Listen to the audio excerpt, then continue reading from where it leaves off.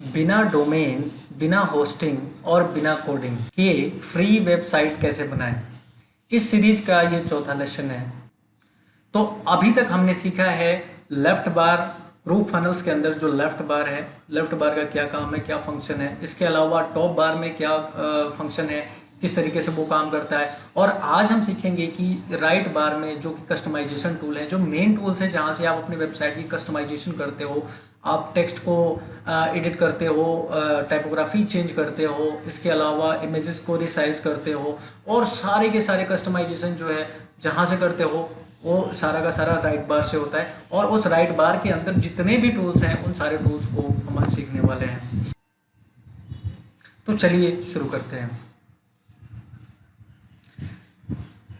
तो अभी आप देख पा रहे हैं कि यहाँ पे पूरी तरह से कोई भी टूल नहीं दिखाई दे रहा, राइट में कोई टूल नहीं है। ओके, आप बोलोगे कि भाई ये टूल कहाँ गया, तो कोई बात नहीं, मैं आपको बताता हूँ कि ये टूल कहाँ गया। आपको इस टूल के मंगाने के लिए किसी भी एलिमेंट के ऊपर क्लिक करना होगा।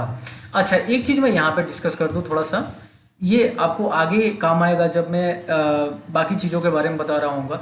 सबसे पहले तो ये आप देख पा रहे हो, जिस भी एलिमेंट पे मैं ले जा रहा हूँ वो वहाँ पे सेलेक्ट हो जा रहा है। क्लियर हो रहा है? ठीक है।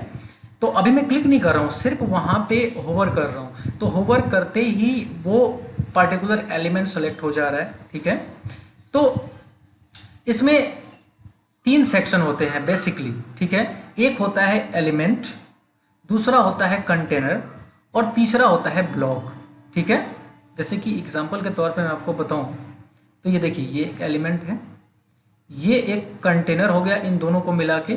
ठीक है, इन दोनों को मिला के कंटेनर हो गया, और ये पूरा का पूरा एक ब्लॉक हो गया। ठीक है। तो ये आपको काम आएगा जब मैं आगे की चीज़ें बता रहा हूँ। तो चलिए अब जानते हैं इस टूल के बारे में एक एक करके कि ये टूल्स क्या हैं और किस तरीके से काम करती हैं। ठीक है। तो मैं किसी भी एलिमेंट के ऊपर या ब्लॉक के ऊपर क्लिक करता हूँ। जैसे ही मैंने क्लिक किया, यहाँ पे राइट साइड में आप देख पा रहे हैं कि ये पूरा का पूरा एक मेन्यू ऑप्शन खुल के हमारे सामने आ चुका है। ये मेन्यू ऑप्शन जो है पूरी तरह से कस्टमाइजेशन का ऑप्शन है। ओके, यहाँ से सारा कस्टमाइजेशन होगा। ठीक है।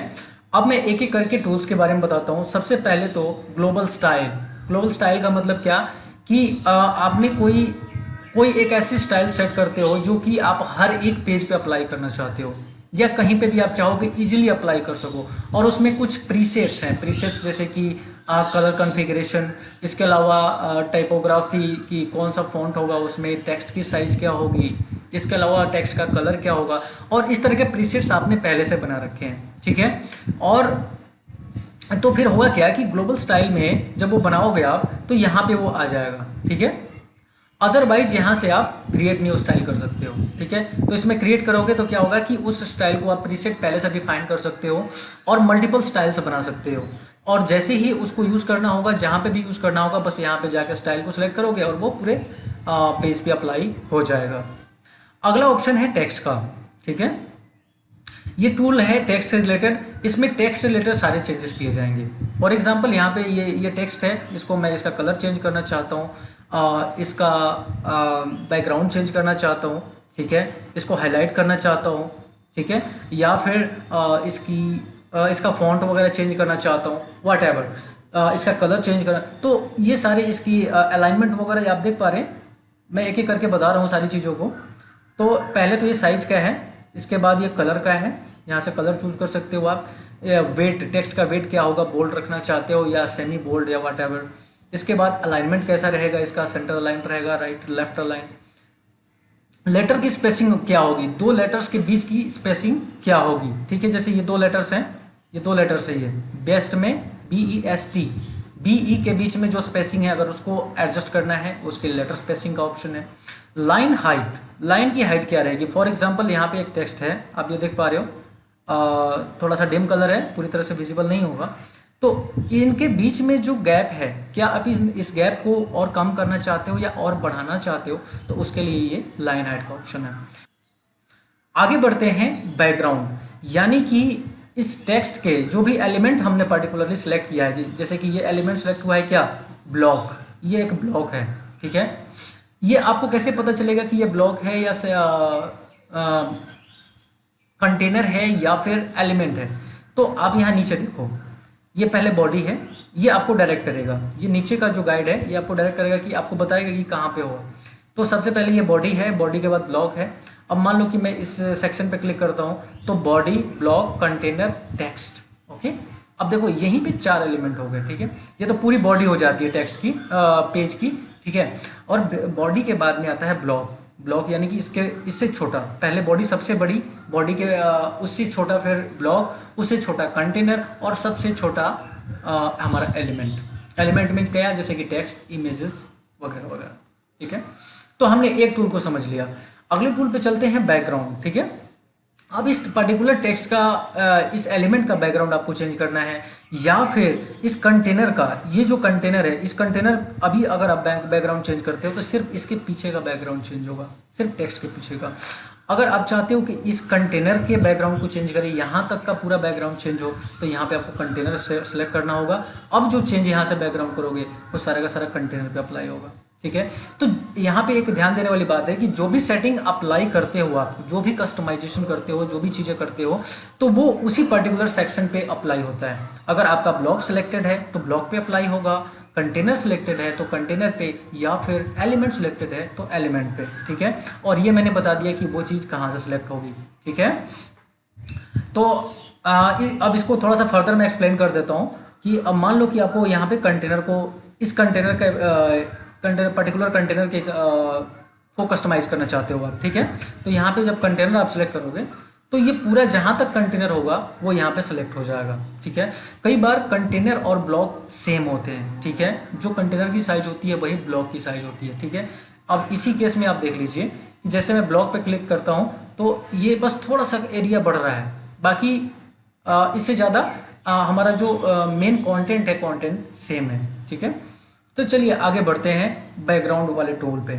तो बैकग्राउंड टूल में क्या होता है कि आपका बैकग्राउंड इमेज, किसी भी पर्टिकुलर सेक्शन का या कंटेनर का बैकग्राउंड इमेज यहाँ से चेंज कर सकते हो, उसका कलर चेंज कर सकते हो, अगर कोई पर्टिकुलर कलर सेलेक्ट करना है।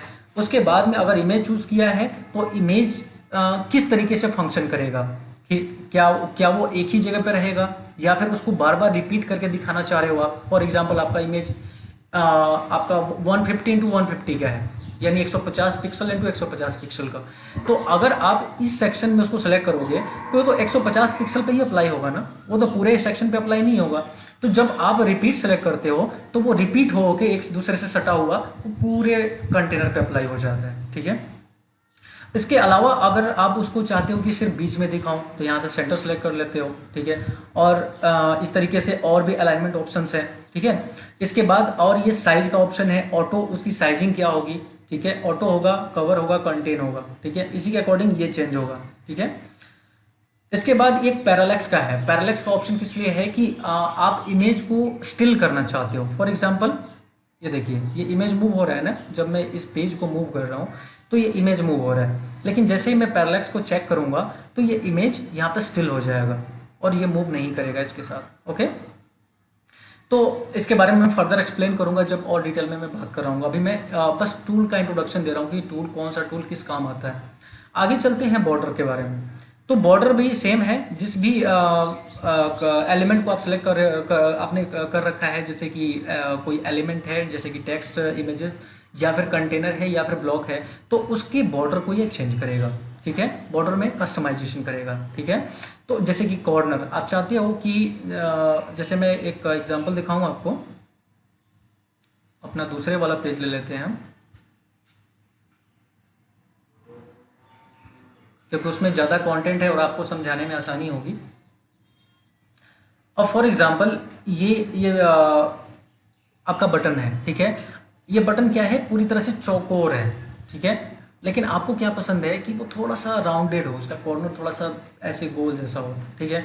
तो उसके लिए आप इस बॉर्डर वाले सेक्शन पे जाते हो और यहाँ से चीज़ें चेंज करते हो। बॉर्डर की कलर क्या होगी, क्या वो डॉटेड होगा या फिर सॉलिड होगा, इस तरह की चीज़ें आप यहाँ से चेंज करते हो, ठीक है। अगला पार्ट है एनिमेशन का, ठीक है। ये बहुत इंपॉर्टेंट पार्ट है, बहुत से लोग इसका यूज़ करते हैं धड़ल्ले से, लेकिन आपको धड़ल्ले से इस्तेमाल नहीं करना है, इसका लिमिटेड यूज़ करना है, ठीक है। एनिमेशन का इस्तेमाल लिमिटेड करना चाहिए, ठीक है। तो इसमें एनिमेशन, किसी भी पार्टिकुलर सेक्शन को, ब्लॉक को किसी भी तरीके से एनिमेट करना चाहते हो तो उसके लिए ये वेरियस ऑप्शंस हैं। पहला ऑप्शन है जैसे कि इसमें मैंने पहले भी बताया था कि please note that the animation will not work on the canvas.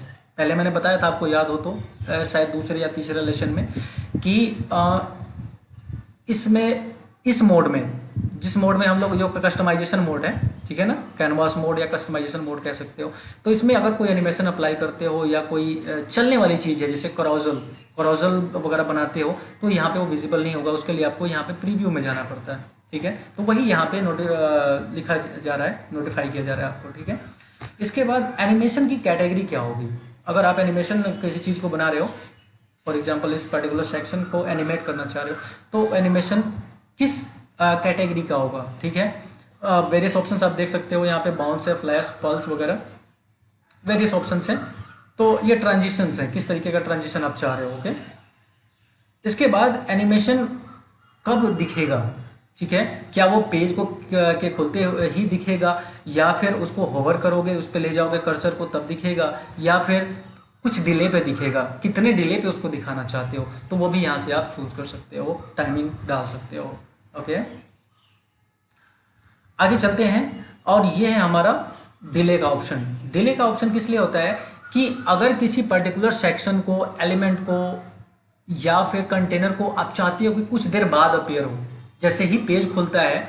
अभी बाय डिफॉल्ट क्या होता है कि जब कोई पेज पे आप विजिट करते हो किसी पेज पे, तो सारा का सारा जो भी उस पर कॉन्टेंट होता है वो आपके सामने खुल के आ जाता है।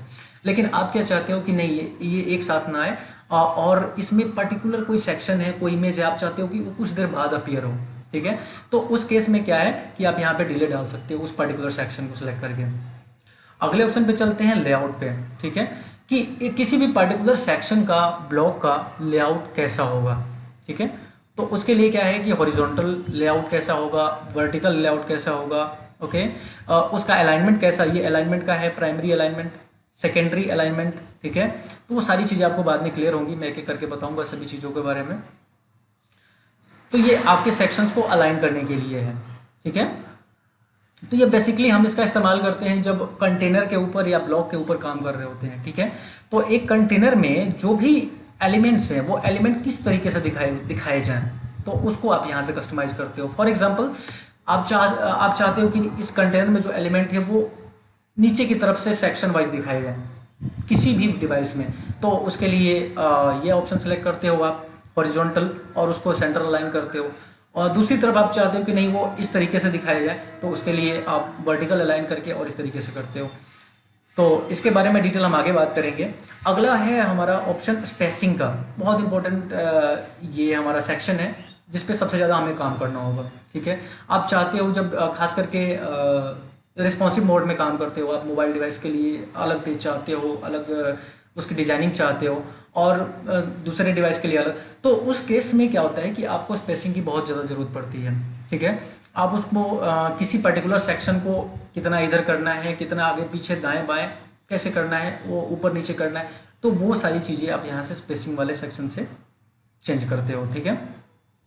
अगला ऑप्शन है हमारा साइज का, ठीक है। एक पर्टिकुलर सेक्शन का साइज क्या होगा, ठीक है।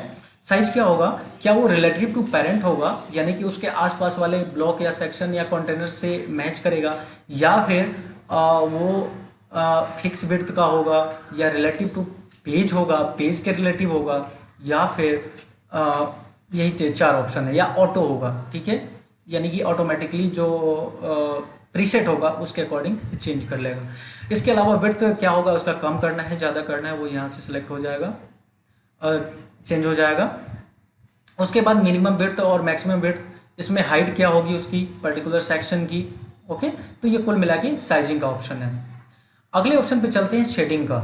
ये इफेक्ट भी बहुत ज़्यादा लोग यूज़ करते हैं, बट इतना ज़्यादा इंपॉर्टेंट नहीं है मेरे हिसाब से, क्योंकि इसमें क्या है कि आप किसी पर्टिकुलर सेक्शन को, हालांकि दिखता है कई बार वो 3D इफेक्ट वगैरह डालना चाहते हो, एक पर्टिकुलर सेक्शन है जैसे कि ये सेक्शन है, और अगर इसमें शेडिंग इफेक्ट डालोगे तो क्या होगा कि ये थोड़ा सा उभरा हुआ दिखेगा, इसमें नीचे थोड़ा सा ब्लैक लाइट जैसा, शेडिंग यानी छाया, आप समझते हो ना शेडिंग का मतलब।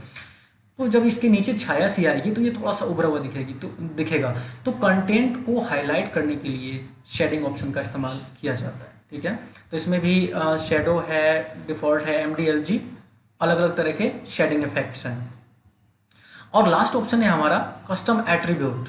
Custom attribute in the sense कि अगर आपको कोडिंग आती है, किसी CSS कोड वगैरह का यूज़ करना चाहते हो आप, ठीक है, या किसी एट्रीब्यूट का यूज़ करना चाहते हो जो कि फंक्शन से आप नहीं कर पा रहे हो या सीधे करना चाहते हो, ठीक है, तो उसके लिए ये ऑप्शन है कस्टम एट्रीब्यूट का, ठीक है।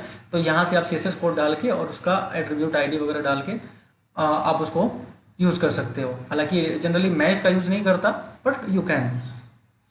ओके, तो ये था हमारा। इसके अलावा एक चीज़ और है, यहाँ पे हेल्प का सेक्शन है, ठीक है। अगर आप किसी भी पर्टिकुलर सेक्शन में या एडिटिंग के दौरान कोई प्रॉब्लम फेस कर रहे हो और उस प्रॉब्लम को शायद मैं भी कवर नहीं कर पा रहा हूँ, ठीक है।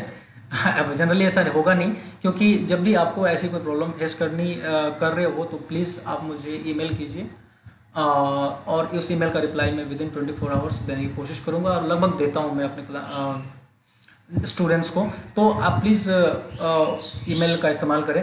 इसके अलावा बाय द वे वो प्रॉब्लम मैं भी कवर नहीं कर पाता हूँ, तो उसके लिए ये हेल्प का सेक्शन है, ठीक है। यहाँ से जाओगे तो सीधे आप इनके हेल्प सेक्शन को विजिट कर सकते हो, ग्रुप के कुछ आर्टिकल्स, इनके प्रीसेट आर्टिकल्स हैं, उनको पढ़ सकते हो। अगर कोई प्रॉब्लम आ रही है तो उस चीज़ से रिलेटेड, या फिर इनको सीधे ही मैसेज कर सकते हो और वो उसका रिप्लाई आपको देंगे विदिन 2 डेज़, या अभी शायद कुछ चेंज हुआ होगा, तो आई एम नॉट श्योर। तो ये था पूरा टूल का ओवरव्यू। लगभग हमने सारे टूल्स के बारे में जान लिया है। जो बचे कुछ टूल्स हैं वो हम एडिटिंग पार्ट के साथ सीखेंगे, ठीक है। कल हम एक डमी पेज बनाएंगे, जैसे कि हमने ऑलरेडी बना रखा है, और इसको हम लाइव करेंगे, ठीक है। तो आज के लेसन के लिए बस इतना ही, मिलते हैं कल के लेसन में। Thank you for watching this video.